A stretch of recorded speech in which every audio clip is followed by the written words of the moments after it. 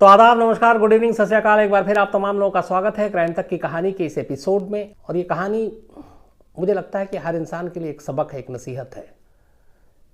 ज़िंदगी अनमोल है, ये हम सब जानते हैं। और इस ज़िंदगी को बनाए रखने के लिए और बचाए रखने के लिए कई ऐसे सिचुएशन आते हैं।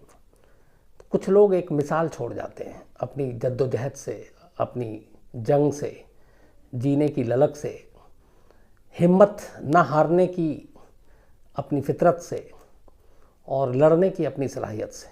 ये कहानी हर एक उस शख्स के लिए है जो मायूस है, मजबूर है, उसे लगता है दुखी हूँ, बाकी ज़िंदगी में अब कुछ रहा नहीं, बचा नहीं, नाउमीदी है।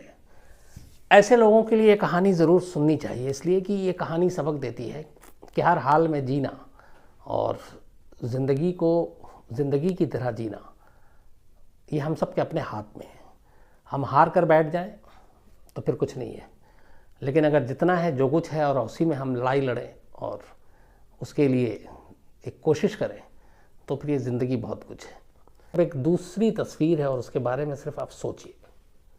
एक शख्स है जिसके आसपास मीलों तक कोई दूसरा शख्स नहीं है, कोई दूसरा इंसान नहीं है, वो अकेला है। एक छोटा सा नाव है जिसके ऊपर वो बैठा हुआ है। दूर दूर तक सिर्फ पानी है, समंदर की लहरें हैं, कभी भी आ सकने वाला तूफान है, शार्क मछली है। न खाना है न पानी है, जिंदगी जीने का कोई साधन नहीं है। और इसके बावजूद वो हारता नहीं है। पूरे 14 महीने 438 दिन 438 डेज उसी हाल में वो रहता है, जीता है, फिर जीतता है और वापस इंसानों की दुनिया में लौटता है।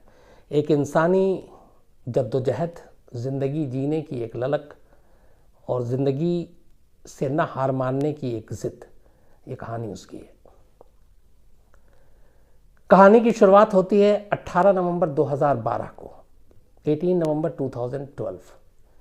और इस कहानी की जो ज़मीन है वो है मैक्सिको के एल सल्वाडोर में रहने वाला एक मछुआरा जिसका नाम है जोस सल्वाडोर अल्वोरंगा।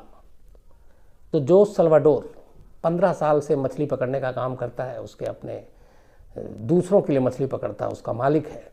बस उसका काम ये है कि मालिक के नाव को लेकर वो समंदर में जाना और 2-2, 3-3 दिन तक समंदर में रहना और जितनी मछली पकड़ सके वो लेकर आना और फिर उन मछलियों को बेचा जाता था। और जो इसकी फ़ीस या इसकी जो तनख्वाह थी वो जोस सल्वाडोर को मिलती थी। तो 15 साल का तजुर्बा था समंदर में मछली पकड़ने का जोस सल्वाडोर को। और उसी तजुर्बे के बिना पर एक बार और वो मछली पकड़ने के लिए समंदर की लहरों में उतरता है। उसको अपने एक दोस्त के साथ लेकर जाना था जो पहले से तय था, जो हमेशा उसके साथ जाया करता था। लेकिन ऐन वक्त पर उस दोस्त ने कुछ मजबूरियां थी, साथ जाने से मना कर दिया। उसने कहा अभी टाल दो, कुछ दिन बाद चलेंगे। लेकिन जोस सल्वाडोर को जाना था, पैसों की ज़रूरत थी, घर चलाना था। उसने कहा नहीं, अभी जाना ज़रूरी है पैसे कमाने, क्योंकि जितनी मछली वो पकड़ कर लाकर अपने सेठ को देता था उसके हिसाब से उसे पैसे मिलते थे। तो जोस सल्वाडोर ने अपने उस दोस्त को छोड़ा और एक 20 साल का लड़का जो नया नया मछुआरा बनने की ट्रेनिंग ले रहा था, समंदर में उतरता था। जोस सल्वाडोर ने उस लड़के से बात की और वो तैयार हो गया। उससे जो भी उसकी फ़ीस थी कि 2-3 दिन समंदर में रहेंगे, उसके बाद वो पैसे देंगे, वो उसके साथ उसको लेकर चल पड़ा। उस 20 साल के लड़के का नाम था कोर्डोबा। अब जोस सल्वाडोर और कोर्डोबा ये दोनों एक नाव में, जो इनके मालिक का नाव था, उसमें बैठते हैं। और ये जो नाव थी बहुत बड़ा लंबा चौड़ा नहीं, 23 फुट लंबी नाव थी, नौका। और इस नाव की ख़ास बात ये थी कि इस नाव में कोई ऐसा, मतलब जैसे आपने देखा होगा बहुत सारे जहाज़ जिसमें पर्दे टंगे होते हैं, दूर से दिख जाता है पानी का जहाज़ चला रहा, ये बिल्कुल फ्लैट और प्लेन था। मतलब इसके ऊपर ना कोई बांस था, ना कोई तंबू, ना कोई शेड सूरज से और इससे छुपने के लिए, बचने के लिए, कुछ भी नहीं। नाव एकदम सपाट, अगर समंदर की लहरों में उतर जाए और दूर से अगर कोई जहाज़ भी गुजरे तो इस नाव दिखाई भी ना दे, क्योंकि वो पानी के बिल्कुल लहरों के साथ है। और ऊपर में कोई ऐसी चीज़ नहीं है जिससे नाव की तस्वीर आप देख सकें और लगे दूर से कि अरे वो नाव चला रहा है। जो बड़े बड़े झंडे या बाकी चीज़ें होती, इसमें ऐसी कोई चीज़ नहीं थी। तो जोस सल्वाडोर और कोर्डोबा दोनों 18 नवंबर 2012 को इस छोटी सी नौका पे जो 23 फुट लंबी थी, मछली पकड़ने के लिए समंदर में उतर जाते हैं। इस बोट में जो उन्होंने साथ में सामान रखा था, क्योंकि समंदर में जाते हैं तो कुछ खाने पीने की चीज़ भी रखते हैं, बाकी चीज़ें मछली पकड़नी है उसके लिए भी जगह। तो जो नौका पे जो चीज़ें रखी हुई थी वो मैं आपको बताता हूँ क्या क्या थी।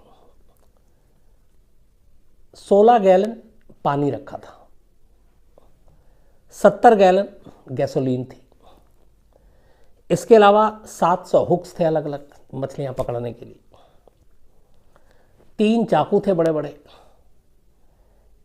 एक मोबाइल फ़ोन था जो प्लास्टिक बैग में रैप करके रखा था ताकि वो नमी उसको ख़राब ना हो जाए, एक जीपीएस ट्रैकिंग डिवाइस था लेकिन यह वाटरप्रूफ नहीं था, इसके अलावा एक 2 वे रेडियो था जो ये अपने सेट से बात कर सकता था समंदर में।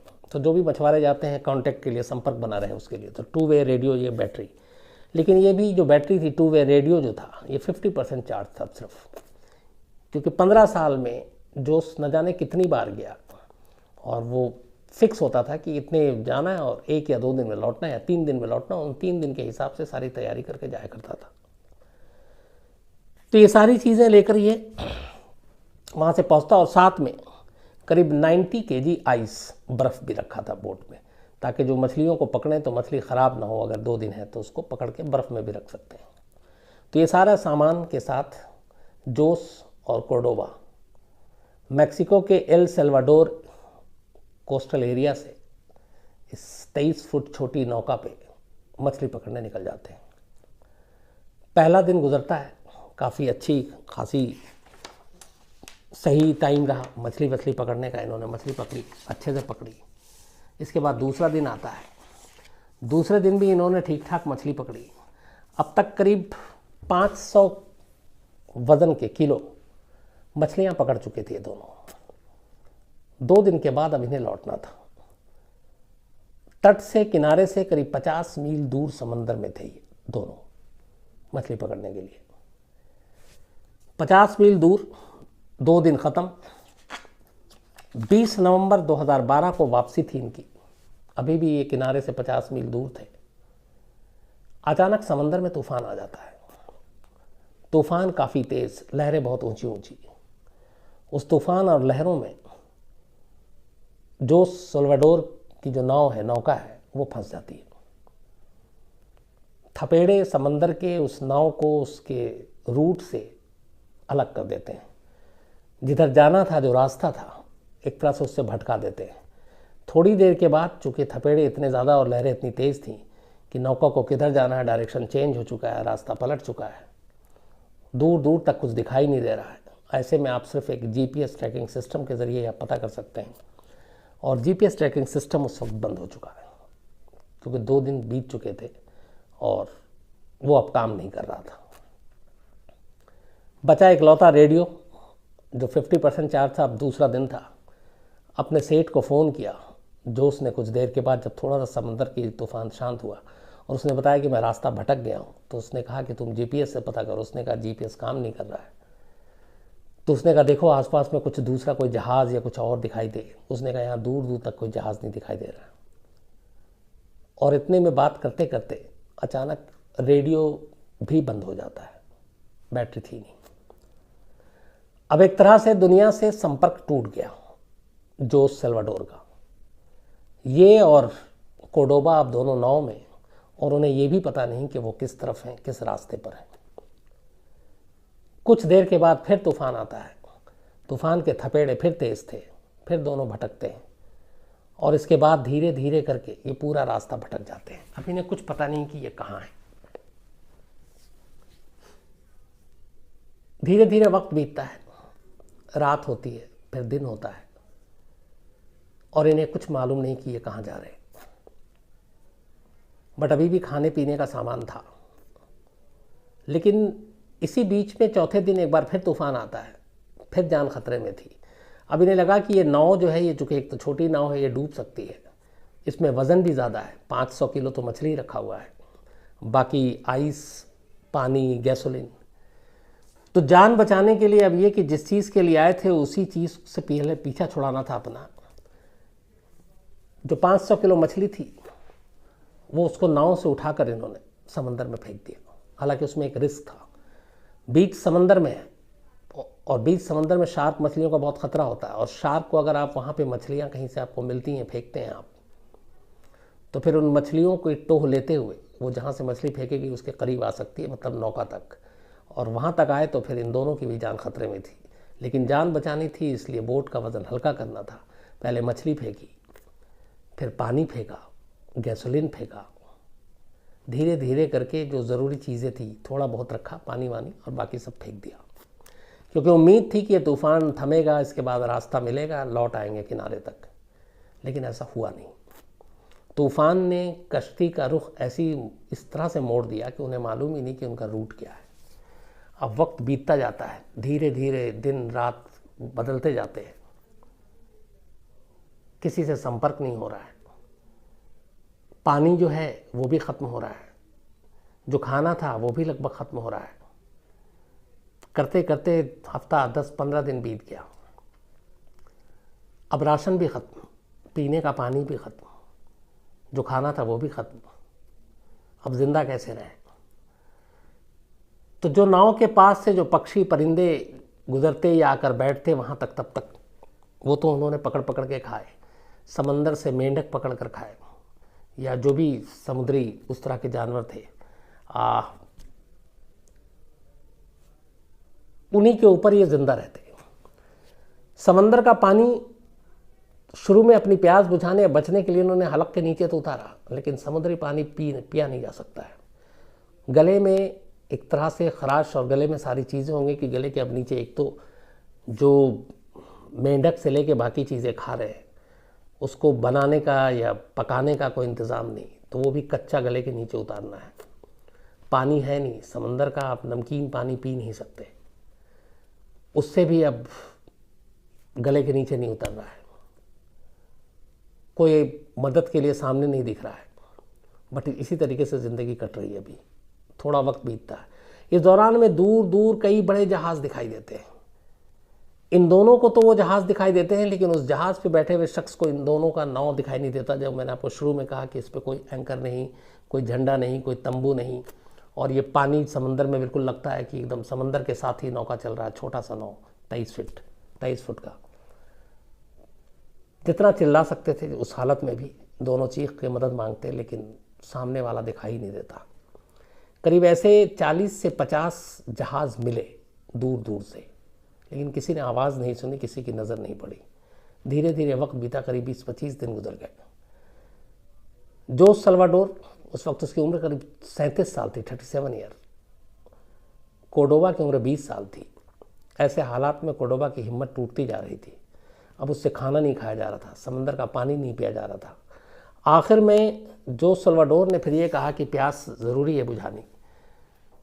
इन लोगों ने तरीका निकाला, और जोस ने, बल्कि कोर्डोबा उसके लिए तैयार नहीं था। पर समंदर का पानी जब पिया नहीं गया तो इन्होंने जो यूरिन पास करते थे, अपना पेशाब, वो जमा करके पीना शुरू किया, और उस तरीके से प्यास बुझाई।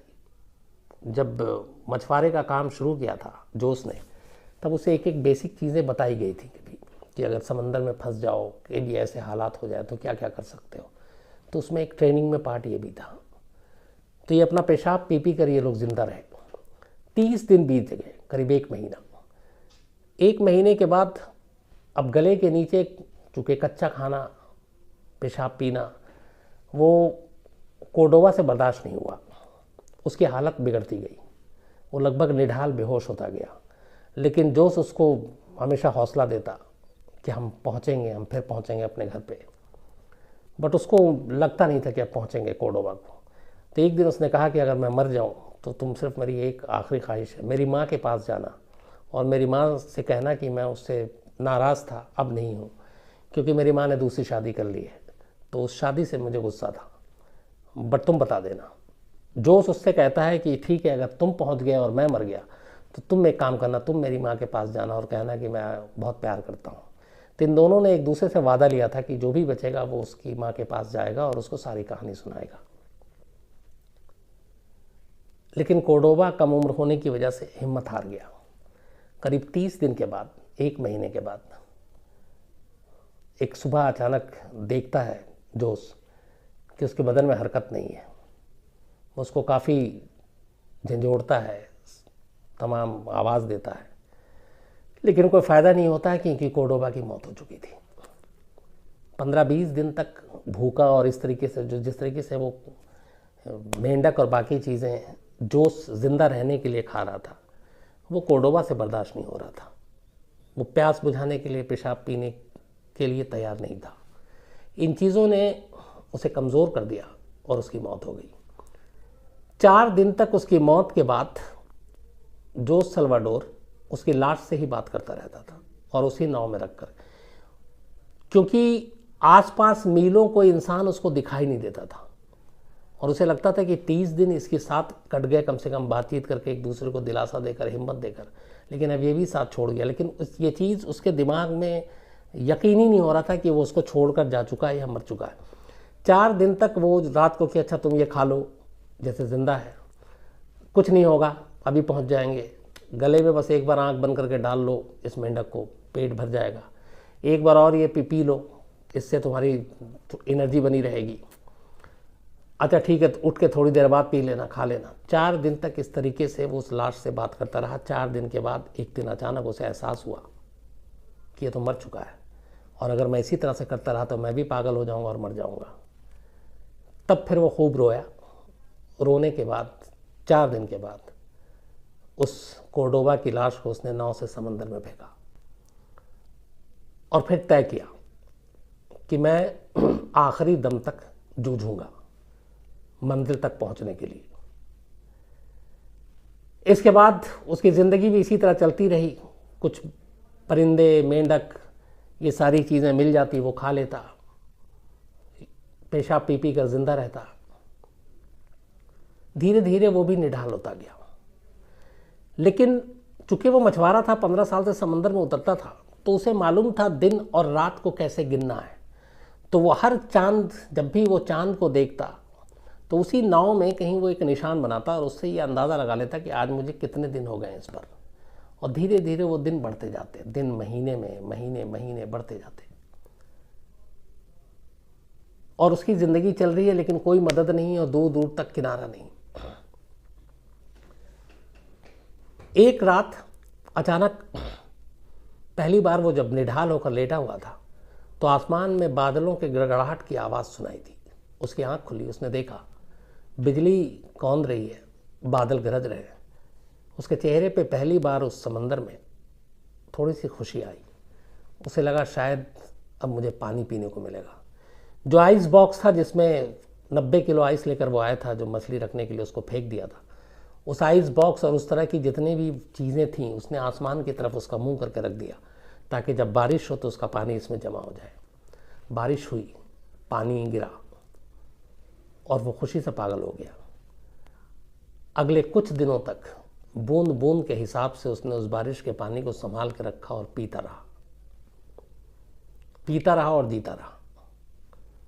धीरे धीरे वक्त बीतता गया। बीच में कई बार उसे लगा कि अब नाव से कूद जाना चाहिए, अब हिम्मत जवाब दे गई है, क्योंकि किनारा कहीं से दिखाई नहीं दे रहा है, कोई जहाज़ दिखता नहीं है, कोई संपर्क करने का साधन नहीं है। अब कब तक लड़ूंगा। इस दौरान में उसके हाथ से लगभग मांस गायब हो चुके हैं, सिर्फ हड्डियां बची हैं। उसके जो पैर हैं वो सूज चुके हैं, पसलियां बची हुई हैं, बाल दाढ़ी बेतरतीब, मतलब कोई देख ले तो डर जाए। और उसको खुद से ही अब लगने लगा कि शायद अब ज़िंदगी में कभी इंसान किसी का चेहरा नहीं देख पाऊंगा और ये समंदर ही मेरा कब्र बनेगी। तो अब धीरे धीरे करके जैसे जैसे वक्त बीतने लगा, उसके अंदर ये मायूसी घर करने लगी और उसे लगा कि अब शायद मैं ये लड़ाई नहीं लड़ पाऊंगा और अब वो निढाल होने लगा। तब उसने फिर एक नई चीज़ की कि नहीं, अचानक आवाज़ आई कि अभी भी लड़ूंगा। फिर उसने लड़ने के लिए 2 चीज़ें अपने दिमाग में सोची। एक कि मैं बहुत बड़ा आदमी हूँ, बहुत रईस आदमी हूँ, और ये जो 23 फुट का नाव है ये मेरा आलीशान बंगला है और ये उसका गार्डन है और मैं इसमें मॉर्निंग और इवनिंग वॉक करूँगा। तो वो ये सोचता और फिर हिम्मत जुटाता उन्हीं कमज़ोर कदमों से, उन्हीं कमज़ोर हाथों से, और वो नाव पे वॉक करता। दूसरा ये सोचता, उसने बताया ये चीज़ कि मैं बहुत अमीर आदमी हूँ और मेरे आसपास बहुत खूबसूरत खूबसूरत लड़कियाँ हैं और मैं उनको इमेजिन कर रहा हूँ। ये दो चीज़ें वो सोचता रहा, और इन दो चीज़ों के सोचते सोचते फिर उसके अंदर एक बार फिर ललक आई कि नहीं, मेरा बॉडी काम कर रहा है, मैं चल सकता हूँ, मैं फिर सकता हूँ, वरना वो निढाल पड़ा रहता था। लेकिन ये भी कब तक। फिर वक्त बीतने लगा, कमज़ोरी अब उसके चारों तरफ थी, शरीर जवाब दे रहा था। ऐसे ही निढाल पड़ा हुआ था। निढाल पड़ा पड़ा शायद वो बेहोश हो गया। बेहोश होने के बाद वो बेहोशी में ही था कि अचानक उसे कुछ परिंदों के चहचहाने की आवाज़ सुनाई थी। उसे लगा कि वो सपना देख रहा है। उसने बड़ी कमज़ोर सी आंखें खोली, देखा आसमान की तरफ, तो उसने देखा पहली बार कुछ परिंदों को आसमान में उड़ते हुए। बीच समंदर में परिंदे नहीं उड़ते, परिंदे वहीं होते जहाँ कहीं किनारा होता है। और वो चूँकि मछुआरा था, जैसे ही उसने परिंदों को देखा उसे लगा कि शायद उसकी ज़िंदगी वापस मिल गई, क्योंकि परिंदों का मतलब है कि वो कहीं ना कहीं किसी जगह के किनारे पे है। उसके बाद वो बड़ी मुश्किल से उठा, देखा सामने एक दूर एक टापू जैसा जगह है। पहली बार कोई ज़मीन और पहाड़ दिखाई दे रहा था उसे। जितना जोश और जितनी ताकत थी उसने अपने अंदर समेटी और उस टापू की तरफ बढ़ चला उस नाव के साथ। लेकिन फिर किस्मत ने लगता था कि धोखा देना शुरू किया। जैसे जैसे टापू करीब आता गया, नाव का डायरेक्शन अब चेंज होता गया। एक बार फिर समुंदर की लहरें जो है वो ज़ोर मारने लगी। जाना उसको इस तरफ था, लहरें उसको दूसरी तरफ ले जा रही थी। लेकिन किसी तरह ताकत लगाकर वो उस टापू के किनारे तक पहुंचने की कोशिश करता रहा। फिर भी जब टापू और उसके बीच में कुछ दूरी रह गई, तब अचानक उसे लगा कि नहीं, अब इन लहरों से मुकाबला नहीं कर सकते, ये लहरें इस नाव को कहीं और ले जाएंगी और फिर वो शायद इसके बाद वो ज़िंदा न रह पाए। जब किनारा कुछ ही दूर रह गया, तब उसने एक फ़ैसला किया। उसने कहा कि अब नाव से कूदना ही बेहतर है, वरना ये नाव किनारे तक नहीं लगने देगा ये जो लहरें चल रही हैं। वो कूद गया। कूदने के बाद तैरता है, जितनी जान बची थी सबको एक साथ जोड़कर बड़ी मुश्किल से वो उस टापू के किनारे तक पहुंचता है। पहली बार उसके कदम ज़मीन पर पड़ते हैं। ज़मीन पर कदम पड़ते ही और जब उसे लगता है कि अब वो सेफ़ है, वो बेहोश हो जाता है। उसकी बेहोशी के बाद थोड़ी देर के बाद पता चलता है कि जिस जगह पे है, जिस जगह ये आया है, उस जगह का नाम था मार्शल आइलैंड। और ये मार्शल आइलैंड में भी उस पर्टिकुलर जगह का नाम था इबॉन, और ये न्यूजीलैंड के पास था। एमी और रसल, ये दो पति पत्नी, उनका इस इबॉन टापू पे आते जाते थे और नारियल के पेड़ थे जहाँ से वो नारियल अपना लेकर जाते थे। जब वो पहुँचते हैं तो देखते हैं कि एक शख्स टापू समंदर के किनारे औंधा पड़ा हुआ है, बाल बेतरतीब। उसके करीब जाते हैं, उसको देखते ही समझ जाते हैं कि ये कहीं बहुत दूर से समंदर से तैर कर आया। फिर वो उसको पलटते हैं, चेहरा देख के डर जाते हैं। उन्होंने अपनी ज़िंदगी में किसी इंसान के ऐसे बाल, ऐसी दाढ़ी, ऐसी वहशत, सारा हुलिया बदल दिया था। और जानते हैं ये हुलिया क्यों बदला था? क्योंकि जिस दिन ये टापू पे उतरा, पूरे 438 दिन के बाद, 14 महीने तक समंदर में रहने के बाद ये किनारे आया था। इन 14 महीनों ने उसके बाल, चाल, दाढ़ी, हुलिया सब कुछ बदल के रख दिया था। वो दोनों, एमी और रसल, देख कर डर गए थे। उसके हाथ को जब देखा तो उसके हाथ में सिर्फ हड्डियाँ थीं। पैर देखा तो पूरी तरह से एड़ी सूजी हुई थी। थाई देखी तो वहाँ पे मांस नाम की कोई चीज़ नहीं थी। आंखें अंदर धसी हुई थी। वो आंखें खोला तो भी पता नहीं चल रहा था। लेकिन जब वो दोनों करीब गए और उसके बाद वो होश में आया तो उनको देखते ही वो पागलों की तरह बोलने लगा। जो सल्वाडोर, उसे अंग्रेज़ी नहीं आती थी, इन दोनों को अंग्रेज़ी आती थी और वो अपनी भाषा में कुछ बोल रहा था और ये दोनों इंग्लिश में बोल रहे थे। उसको कुछ समझ में नहीं आ रहा, लेकिन वो कहते हैं कि कंटिन्यू कई मिनट तक नॉन स्टॉप बोलता रहा। बाद में फिर उसने बताया कि क्यों बोल रहा था। 14 महीने से उसने, बल्कि 1 महीना तक तो उसका साथी था, 13 महीने से उसने किसी से बात नहीं की थी। 13 महीने तक अकेला तन्हा समंदर में था। इसलिए जब इंसान को देखा तो उसे इससे कोई फ़र्क नहीं पड़ रहा था कि सामने वाला उसकी भाषा ज़ुबान जानता है कि नहीं, समझ रहा है कि नहीं, लेकिन उसके अपने अंदर से एक वो निकालना था और उसने निकालना शुरू किया और बोलना शुरू किया। बोलने के बाद वह फिर खूब हंसने लगा, वो दोनों भी हंसने लगे। फिर उसके बाद पुलिस आती है, पुलिस उसकी हालत देखती है क्योंकि एक दूसरे देश में वो पहुंचा था। और कमाल ये है कि जहाँ से वो चला था और जहाँ पे ये उतरा, उन दोनों की दूरी जो थी वो थी 6700 मील, यानी कि 8800 किलोमीटर। वो अपने घर से चला था और पहुंचा यहाँ पे 8800 किलोमीटर दूर। 438 दिन लिए, 14 महीने लिए। इसके बाद उसे हॉस्पिटल ले जाया गया। ये बात वहाँ पे इस मार्शल आइलैंड में एक अमेरिकन एम्बेसडर थे, उनको पता चली, वो उससे मिलने गए, हालत देखी। फिर उसके ज़रिए फिर कहानी पता चली। जब उसकी कहानी पता चली तो फिर मीडिया को पता चली ये बात।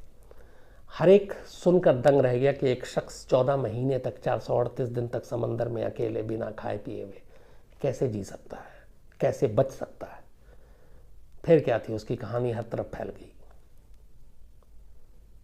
इसके बाद उसका इलाज हुआ, उसके बाल दाढ़ी सब ठीक किए गए और जब वो ठीक हो गया तो फिर बड़ी इज्जत के साथ उसको वहाँ से मैक्सिको भेजा गया। करीब 15 महीने के बाद वो अपने घर वापस आता है, अपनी माँ से मिलता है और माँ से मिलने के बाद फ़ौरन वो पहुँचता है कोरबोडो की माँ के पास। उनके पास जाता है और 2 घंटे तक उनकी माँ जो जो पूछती रहती हैं वो पूरी कहानी 1 महीने की वो बताता रहता है। और उसने वादा किया था कि मैं मिलूंगा, वो सारी चीज़ें बताता है। उसकी माँ सुनती रहती है, रोती रहती है। उसके बाद जोस सल्वाडोर फिर वापस अपने घर आता है। कई चैनल पे, कई जगह पे उसकी फिर कहानियाँ आती हैं, उसको बहुत पैसे भी मिलते हैं, बहुत कमाता है। लेकिन डॉक्टरों ने जब उसका इलाज किया तो कहा कि इसके दिमाग में अब समंदर, ये पानी, ये दहशत, ये वहशत, ये हमेशा के लिए घर कर गई है। अब ये इससे कभी उबर नहीं पाएगा। यही वजह है कि कभी, और उससे कहा गया था कि इसको कभी अकेला मत छोड़ना। 13 महीने समंदर में अकेले रहने की एक जो खौफ और दहशत है वो उसके दिमाग में बैठ गया। अगर वो कभी भी अकेला रहेगा तो इसके दिमाग में इसका कुछ भी असर हो सकता है। तो 2014 में जनवरी में ये लौटा। उसके बाद से लेकर आज तक कभी भी जोस सल्वाडोर को अकेला नहीं छोड़ा गया।